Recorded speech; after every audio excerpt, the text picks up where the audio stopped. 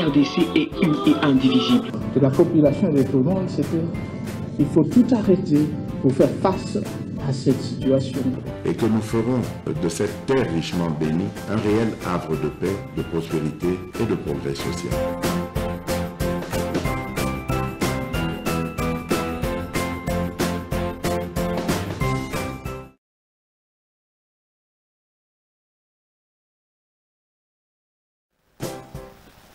Zolanda MK base officielle, merci to sali émission mokolo ya lelo donc ezali esengo mingi ko telema epai na bino, merci na bandeko nyonso bozo landa biso partout à travers le monde, merci na ba message oyo bozali ko tindela biso, merci na message d'encouragement.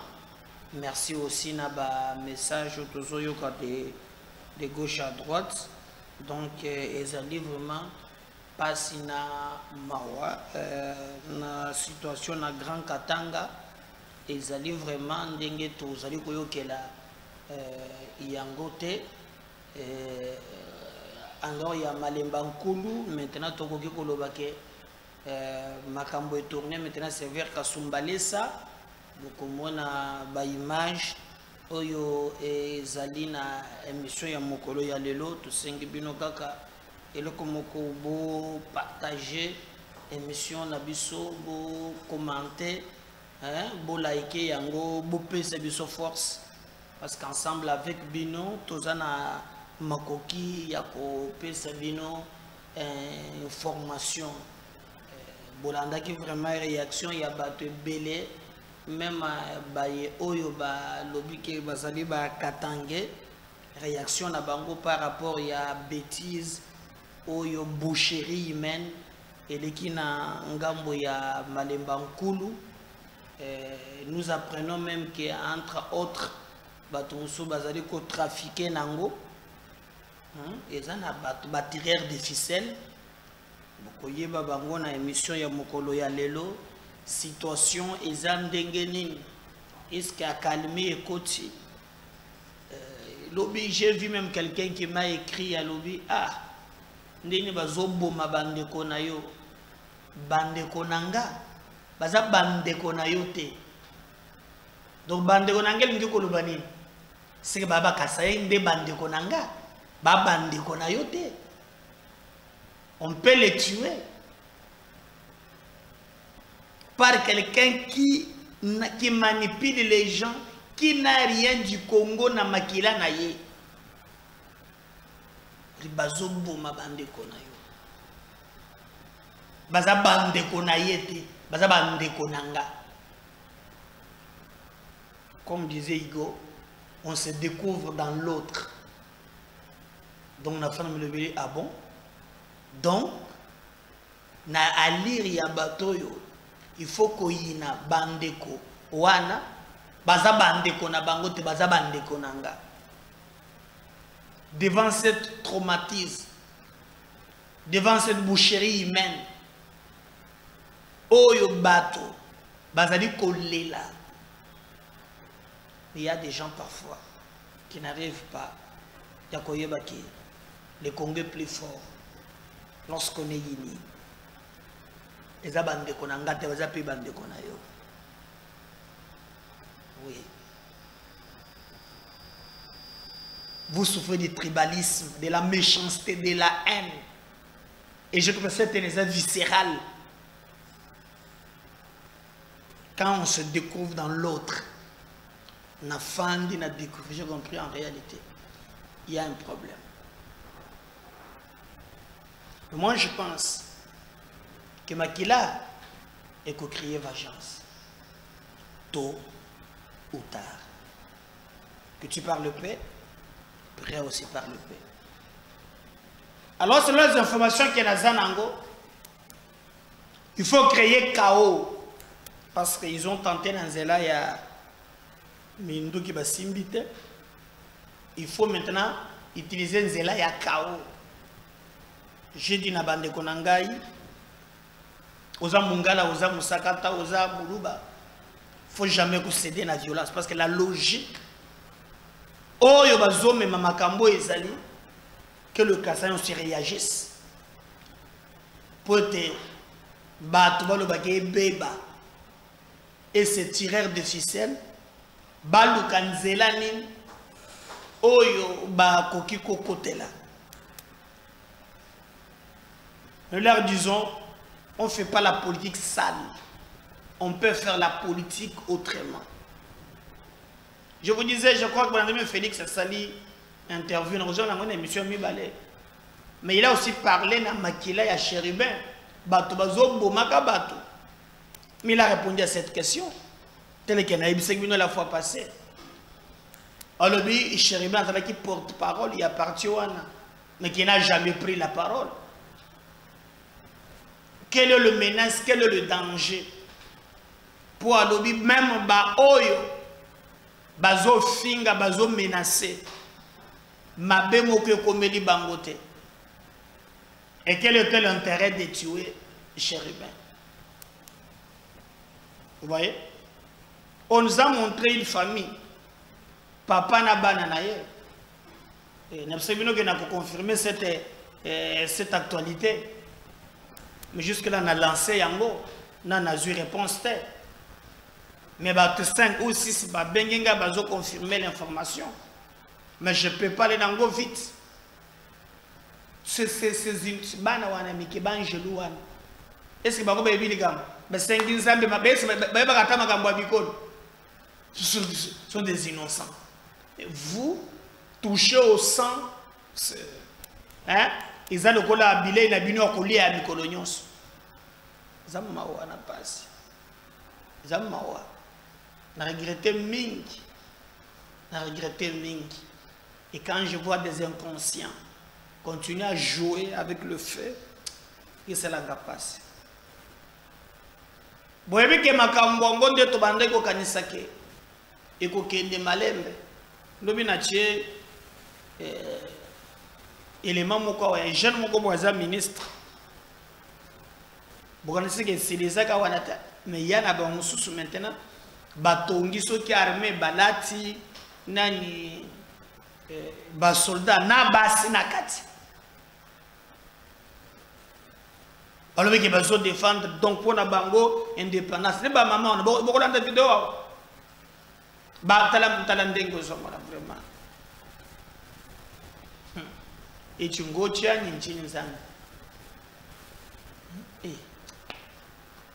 Tala. Bon, comme on a bango à un certain moment, ba telemina musus, caporal munongo na bango azali. Ozo mona wana maintenant komi buluba te ba préparer armée yango wana.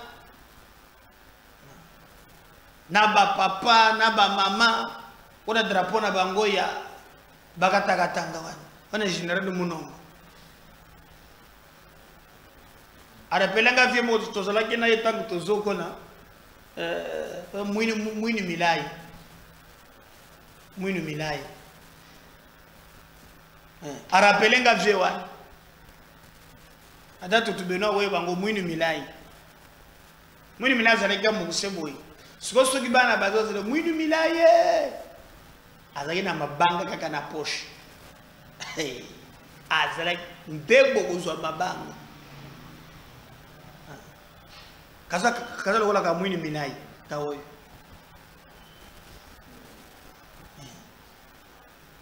Ndozo mona ne sikoyo moral parade. Ka mwini minayi yoyo. Donc parade. Comment vous voyez ça bateau, bakatakatanga, balongola, ba bikolo mususu, bazo déranger bango, ye mwini mina yo na bato na ye, hein? Bazala vraiment et na buzoba na bango. Bazo beteke na constitution na biso, bazali ko garantir vie, ce qu'on appelle droit à la vie. Droit à la vie est sacré. Muntu moko te azana makoki ya koya kolongola bombo ya mutu azate. Motomoko te azali. Si vous regardez Batolelo, Bazo Salaka Bouzo Bawana, on dirait Bazo Yebate danger. Ils osent les décider au soir. Nalanda ki lobby, abana chaba muni mina yoyo na bato na ye. Nalandi bokomona ndenge Bazo Sala parade. Basala baso kakana na baluba. Nous avons déjà quelques déclarations. Oyabat basamande, hypocrite. Katumbi, je l'ai entendu, vie mais sacré, makambozo les insupportable. Nalanda kilobia on a tiré que bino, on a partagé le même point de vue qu'Eliezer. Il a expliqué. Tant aux benga batu, Taliban, les talibans sont des terroristes, non? Alors, parce que Webi sort, bah réserve à un terroriste. Regardez quand les États-Unis bah qualifié bah lobby, Sengeli, ça comment celui qui ça décidé Saddam Hussein. Mais on a Obama Yemoko a mené opération.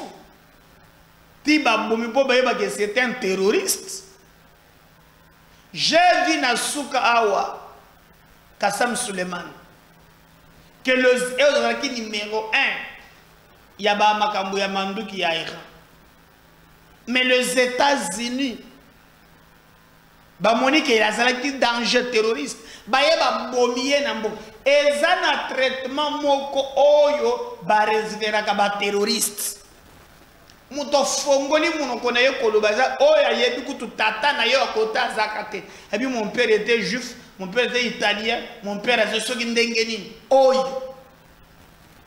Et non seulement qu'il n'a pas dit des talibans lui bah il y a village moko. Et ce qui est arrivé est arrivé. Il a une part de responsabilité.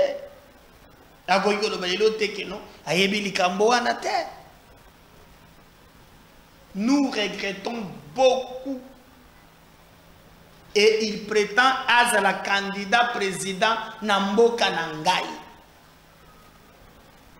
L'autre quand même, c'est Didi Martin. Il a regretté à l'objet et Zali. Tolérance moko inexplicable.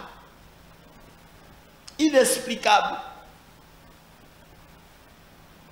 Mon ton qui a le métier c'est sang, l'ex-rebelle. Mais tango babamba qui fait le mabanga, je l'ai vu réagir. Vérité, il y a un plan qui a mis en place. Et déjà, tu comprends de l'eau batongo bazoluka. Mais tu peux sa bango chance ou anate. Tu peux sa bango chance ou anate. Bana shema moko ya bondoki. Ya satana. Bazo boma batu. Et les innocents ba sale le comme côté. Mais ba sale le comme côté. Na moni même que tu lobi na chela ke bino pesanga ba musuku to bazolela ndenge bazoela bango lobi bango wana o ba telebe ba to su bazoya mas toujours kuna lobi tane tu wana mona mboka ba to batikali vide mais ba to bazolo ba ke tala bazoya po ba attaquer biso mona place bazoya wana na ngambu mususu au moins FARDC azali mais na lobi FARDC ba to bazoboma bato bazo nyokoma et boni même na vidéo population zo ela ke batele biso pour ba attaquer biso pour ba incendier biso. C'est comme si le peuple crie dans le désert. Moutoko lobela ya azate. Ministre intérieur lobaki aux situations ils sont sous contrôle et que basi batinda qui déjà ba force et à défense pour calmer la situation. Une très bonne chose. Avec la justice, c'est que cela nous peut coller les cambo. Mais jusqu'à présent, c'est le Toyoka. Batia maboko na banane.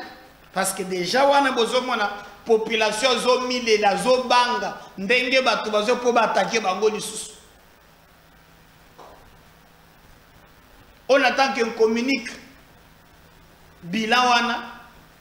Jamais entendu batu batomboli quand même mingongo na yoki gouverneur ya Katanga Jacques Kiabula. Il pas réagir. Il pas réagir. Pour la Koloba, oh non, en tout cas, dès que Makambu Mazaleli, Azana besoin de Mubulute, mais petit mot, les gens bien zotanga kombo na yo. Petit au pesa, petit na yo pe, moi noyo. Au moins, bako kangayete, bako sale loko mo côté. Petit au pas menacé, bakalbi que yé bakasayen kak. Ndazo pomper, c'est la pompage. On va mettre sparring ah qui est kabakasa ya moi nous sommes le peu siko banera ba monnaie longia moi note mais qui a boula bibi bien lobi oh non tu éviter ba message oyo bato ba bazali copier ça message ce qui en ndenge nini nous regardons ça de près nous disons ezali hypocrisie bato bazali ko wa mingi na makambo wana utakotombola mungongo azate elongwe na malemba nkulu maintenant na kasumbalesa hein avant na zoki la malemba nkulu bomona ba opération ya maintenant na kasumbalesa pe obuzomoniza kasumbalesa balobi les affrontements maintenant ça que nous visons c'est la guerre civile. Nous demandons aux autorités il va veiller. Nous ne voulons pas des accrochages.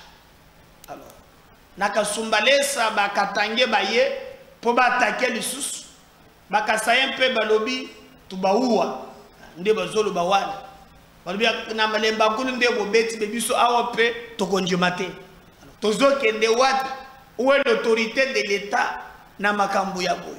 On a besoin ya ko sentir qu'il y a l'autorité de l'État battement comment on se rendre justice sur le pouvoir public nde bapesi monopole ya violence et tolingi to mona musala ya pouvoir public basala musala na bango correctement sans que to mona ba scène otozo mona lelo baye baza sima ya babiloko wana ba mizongi sa sima baye ba que Congo et les nyons okoki ko gagner sans faire tuer les innocents. Oh, bah, c'est là que politique te. Baza ba innocent. Baby li kambo moko te, mais parce que aux dans le koso ya politique, au memi bango na nzela wana. TV za radio te. Regardez quand même ndengeni ni makambo wana malekaki et on va revenir juste après kasumbalesa. Donc ça malempo na kozongela malemba nkulu. Malemba nkulu na kozongela sona la kisabino ndengeze bazo s'entraîner na mwini minai.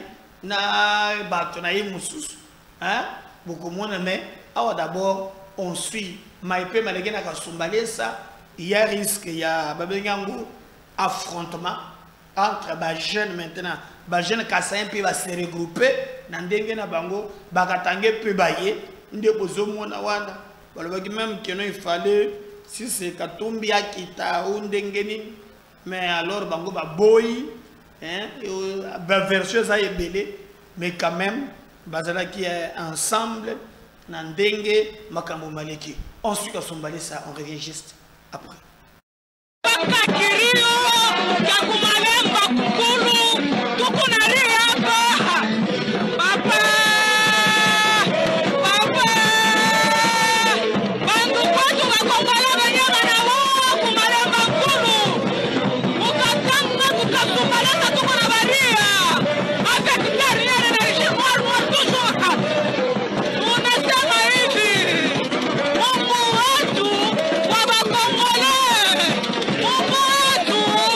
Wow.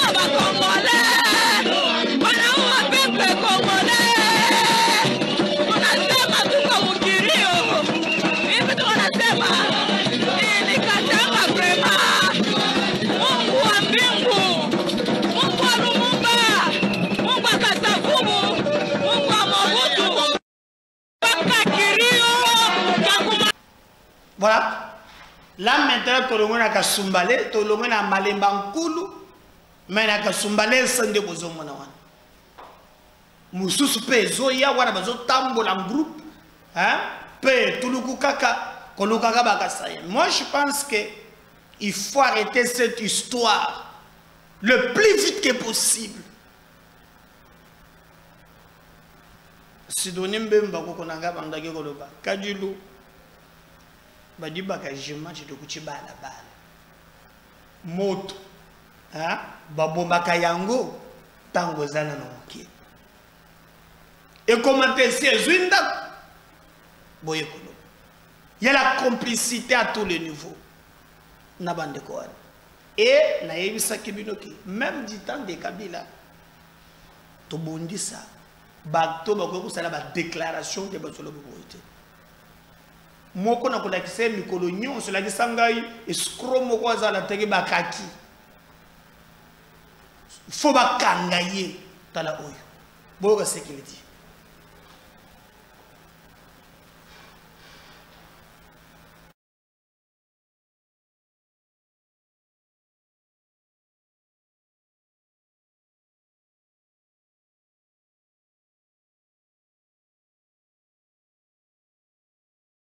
Au moins abuna botange katanga imana kalubila wabinongo mina sema mweye batoto akasumbalesa mushimami bale bakasai kasumbalesa ina yabo mune rita se bana bilanga mina konesha ubu bulongo au moins abuna bwa munongo au moins abuna bwa chombe au moins abuna bwa nguza karlebon au moins abuna bwa kingwa kumwanza mina miambia setu na mifukusha pale pakasumbalesa kila muntu atenda kwabo katangia afanye hivi munamua katangia afanye hivi munabamba katangia afanye hivi muna eliminer c'est-à-dire bakatangia banakuwa mal vi kwabo mina miambia sema le 18 aina mbari Kasai wote eko nafunga bintu ende kwabo Kasai wote ache kasumbalesa waji libere kasumbalesa.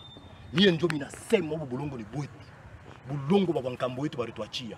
Bulongo bwa munongo. Bulongo bwa kingwa kumwanza. Bulongo bwa chombe. Bulongo bwa nguza karlebon. Muku natoka Katanga. Katanga ni yetu. Mutatoka. Kasumbalesa bajene mulamukeni. Le 18 aina mbari. Kila muntu ende kwabo kukasai. Bende bakafanye kampani kwabo. Bulongo bwetu. Amutafanyaka kampani. Mubulongo bwa chombe amutafanyaka kampani. Mubulongo bwa munongo amutafanyaka kampani. Bulongo bwa nguza karlebon amutafanyaka kampani. Mutakimbia, mutaona. Merci beaucoup. Tange katanga imana kalubila wabinongo. Mina sema voilà. J'espère que Bolandi wana bande kumusus. Mais parce que je vous montre les événements comme ils allaient. Parce que je pense que l'autorité, nos émissions ont beaucoup suivi nos services. Mais regardez encore. Au moins, nous avons peut tourner Kakakatang. Oh, c'est ça.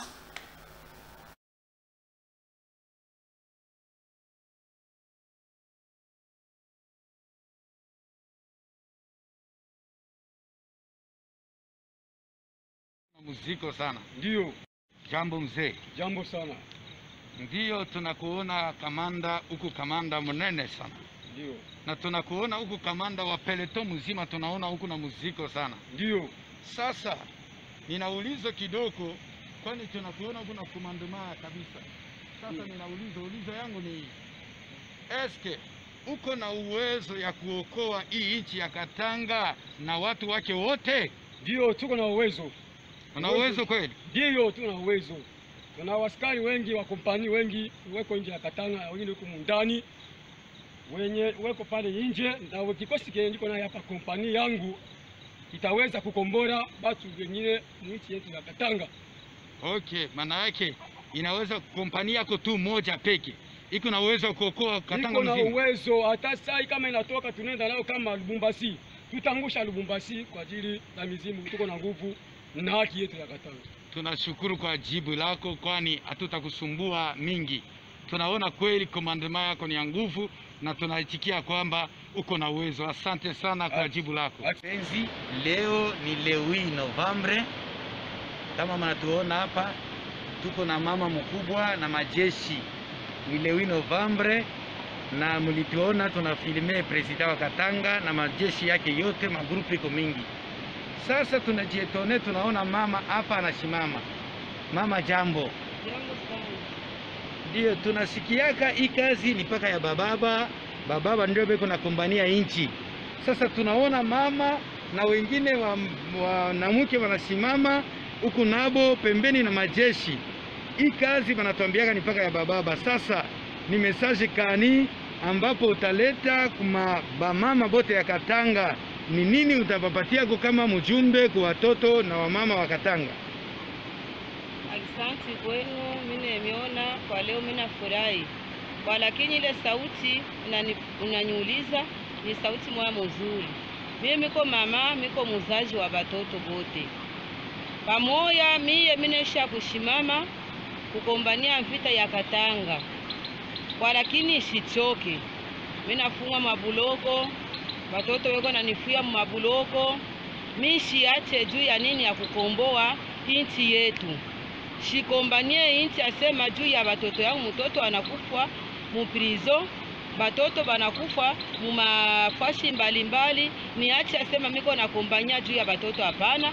Mko natafuta kukomboa bantu wote wa Katanga, banaume, banamuke, watoto, bakuwa, chibo wote tushimameni tukomboe Katanga, hapana kuangalia asema ule moja asimame, hapana. Chibo wote ba mama shindi wanazalaka, wanashikaka buchungu.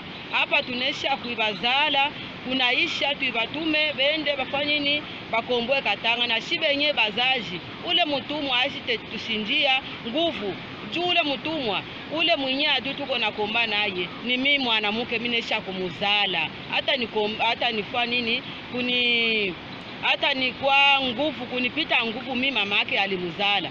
Tusimame ba mama, bankambo, bababa, bankana, batoto kiloko, ba jeune fille, ba garçon, tusimamenye juu ya kukomboa Katanga yetu. Mateso inapita tangu kusiku ya leo, munakuya leo tuko mukatanga, mufurahi, tuikale muzuli. Makazi bantu banahangaika, bana makazi, batoto wa Katanga banahangaika, beko naanza kuchoma makala, beko nauzisha sombe, beko nauzisha lenga ngai dongo jube nye mali bakatanga.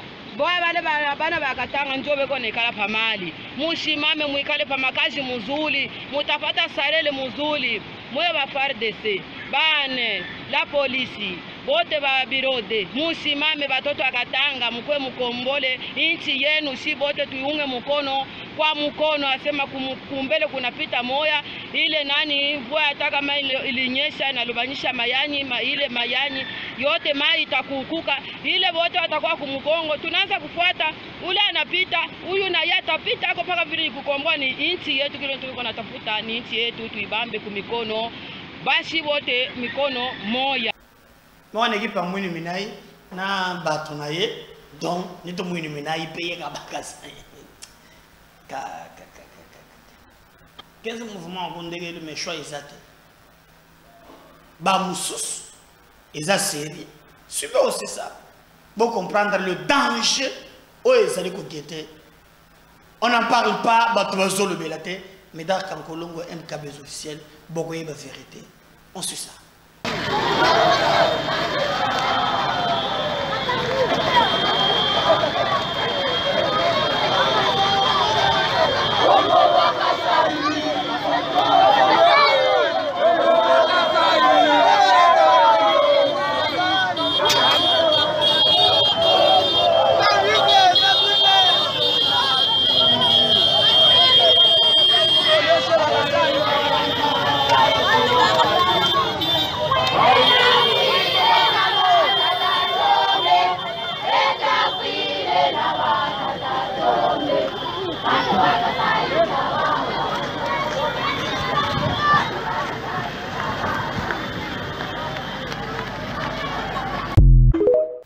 Voilà. Bagasebe batambo le marche de colère. Mais la cause qui se fait réflexion il y a Eliezer. J'ai mes réflexions naïe. Je pense que c'est Katumbi qui est à la base. Eliezer Tokei. On te suit. Au moins même Moïse Katumbi chap. Naza ikota là. Tango asali mbeba na lobi jamais. Papa, ok, ne benga toute une tribu, Taliban. Hein? C'est quoi banani ba voter yo? Taliban wana ozana bango. Ozana bango. Taliban moko azana prison comme on a yema ike mukebai. Likolo politiko. Taliban moko azakuna. Taliban mususu Francis Kalombo, mikolo nyonso top Congo. Koyaka kolobela kayo. Taliban mususu yewan. Taliban mususu Jacques Ndala azaliao. Taliban mususu yango. Soki ozotala bilombe oyo bazana front pona kosala même ba réaction ba Taliban wan. Tango zo taxe batu ba Taliban eza koloba ke baza ba terroriste. Sor na bango eza ba boma bango, c'est ce que ça veut dire. Sor na bango eza ba boma bango, c'est ce que ça veut dire. Sor na bango eza ba boma bango, c'est ce que ça veut dire. Sor na bango eza ba boma bango, c'est ce que ça veut dire. Sor na bango eza ba boma bango, c'est ce que ça veut dire.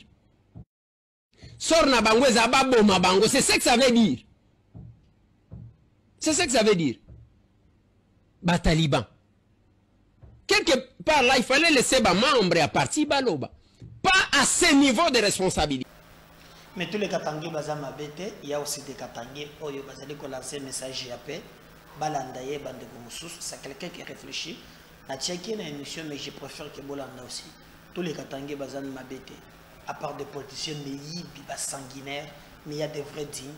Bato bazali koloba fils digne du pays, c'est lui qui réfléchit au Congo. Ensuite ça, on va revenir dans le numéro mususu. Très chers compatriotes, bonjour. Si je fais cette vidéo, c'est par rapport à la situation qui s'est passée dans les Olomami, et plus précisément à Malembankulu.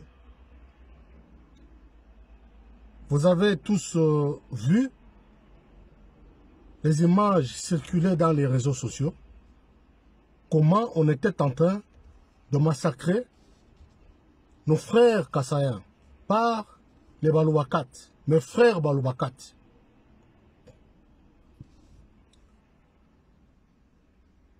Je profite par la même occasion présenter les condoléances les plus émues aux familles des victimes. Et ce message, j'aimerais le passer en Swahili, la langue véhiculaire au Katanga, et ça se parle aussi au niveau de Malembankulu. Il ne pas le Kiluba, le Kiluba 4, mais je ne sais pas tellement transmettre le message. Et je préfère passer ce message en Swahili, parce que le Swahili se parle aussi là-bas. Et je vous demande aussi, tout celui qui va tomber sur cette vidéo, puisse la partager dans des groupes, dans des forums, comme ça, le message puisse parcourir un peu partout au Katanga, et pourquoi pas partout dans le monde, pour sensibiliser la personne et dénoncer ce qui se passe dans le Katanga à propos de nos frères Balouakat. Banduku yangu Balouakat, vraiment ma image tunaona mon réseaux sociaux, mie barinitumia ile ma video ile miripata mingi sana. Barafiki yangu barinitumia yo kwa WhatsApp nini tout ça. Njang pima kuangara tu kiloko bule paka hivi. Et tout mon esprit était traumatisé. J'ai même arrêté de regarder ça. Parce que c'était insupportable. Insupportable. Tu ne sais pas terminer toute la vidéo. Voir vraiment comment on est en train de tuer les gens d'une manière cruelle et barbare. Awezi kuyu asema Bantu. Bantu ule Mungu aliumba mwanadamu anaweza kufanya ile kitendo kwa mwanadamu mwingine. C'est inimaginable. Mwa banduku yetu Balobakati munaleta aya sana. Ile maimage na circuler monde mujima. Vile muku na uwa banduku yetu, tout simplement péché le barifanya parce que Kassaïen. Il faut kumuwa. C'est vraiment horrible. C'est honteux et scandaleux. Merishka maungu inanukua baridi. Mina shinda kulala buchengisha. J'ai du mal à fermer les yeux. Je n'ai même pas eu sommeil. Dieu il est ma image.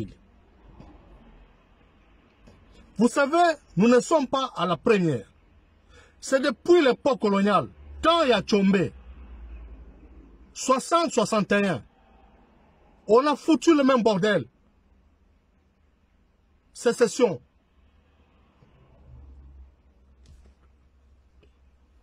Pas comme un Makabila. Koudjatake Koubanduku yetu parce que Eko Kasayen. Et vous connaissez les conséquences.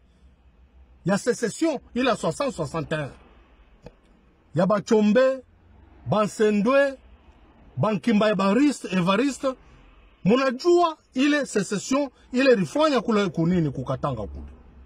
On n'a pas tiré des leçons de ça. Excusez-moi parce que je suis un peu grippé. Mon 90, 90, avec l'histoire de Jules Ferry, on a fait la même chose. Non, Tufukusha Bakasaya, parce que on occupé ma place à Mingisana, que je camine et ailleurs, il est ma foi chez Tabakia, chez Bakatanga, tout est récupéré, comme ça tout quoi la chaîne à ma case. Cette histoire, on ne me l'a pas racontée. Je l'ai vécu de mes propres yeux comme ça. Comment on massacrait les gens. Comment on tuait les gens par coup de machette. Moi, j'ai vu ça. On a entassé les gens dans des écoles, comme du bétail. Comment on coupait les gens avec des machettes. Comment on entassait les gens dans des wagons à la gare SSC de Lubumbashi. Prêts à être envoyés au Kasaï. Les wagons ouverts, non fermés. On les a envoyés, expédiés comme du bétail. On a tué même les bébés. Moi j'ai vu ça. Vous, mon frère Katangé. Et puis parmi tous les Katangés, moi balobakati ndo muku banduku yangu muku babaya sana. Muku babaya sana. Tuku concentré ku mambo ya Est. Voilà, munalamusha mambo moya hivi parce que muku instrumentalisé par Soriano Moïse Katumbi et qu'on a mis tout ma commettre ma acte nini barbare. Kuua nduku yako njuu ya huyu munini Milato Moïse Katumbi. C'est inacceptable. C'est inacceptable. Il n'y a pas longtemps à Rimionesha, monesha biceps, mononesha. Ula tetuchezea, tutamupika bucheche. Njwele bucheche murenda kufanya kunini.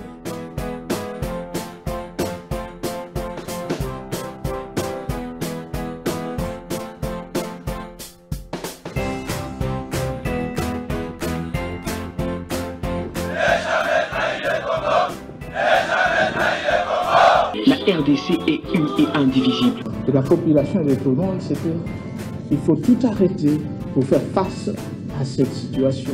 Et que nous ferons de cette terre richement bénie un réel havre de paix, de prospérité et de progrès social.